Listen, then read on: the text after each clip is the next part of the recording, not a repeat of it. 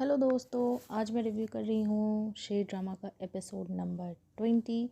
ड्रामे की शुरुआत होती है फजर और उसके बाबा के बाद से, जहाँ उसके बाबा फजर पे प्रेशर बना रहे हैं कि वो शेर की जान ले ले। उसे बहुत सारी अपनी ज़लालत और अपनी इंसल्ट की कहानी सुना रहे हैं जो उनको फजर की वजह से उठाना पड़ा, और उसको अपनी कस्में, रिश्ते ठीक करने, माफ़ी, सब कुछ की दुहाई दे चुके हैं कि फ़जर उनकी बातों में आकर अपना फ़र्ज़ जो वो के डॉक्टर है वो भूल कर शेर का जान ले ले। लेकिन फ़जर अपने बाबा को समझाने की कोशिश कर रही है, वो नहीं समझ रहे हैं, वो उसे इमोशनली और बहुत ज़्यादा ब्लैकमेल कर रहे हैं। फ़जर परेशान है कि सिचुएशन कैसे संभाले।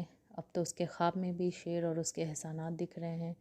ख्वाब में शेर ने आकर उससे बोला है कि तुम बाबा का तो पता नहीं, लेकिन तुम मेरी जान ले लो, क्योंकि मैं वैसे भी वहाँ बहुत परेशान हूँ।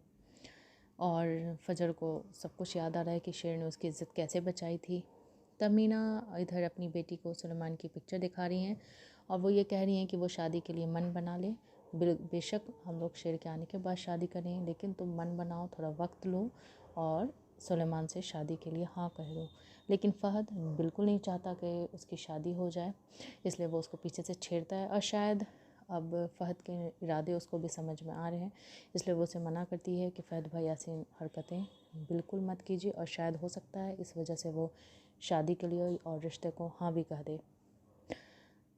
तहमीना ने अपने एक वफ़ादार मुलाजिम को फ़जर की मदद करने के लिए भेजा है। उसने उसे फ़जर का नंबर दिया है और बोला है कि जैसा वो कहे वो करने के लिए। तो उसने अंदर के एक सिक्योरिटी से सेटअप किया है और वो सारे चीज़ को हैंडल कर रहे हैं। अब देखना ये होगा कि फ़जर कैसे उसको निकालती है शेर को वहाँ से।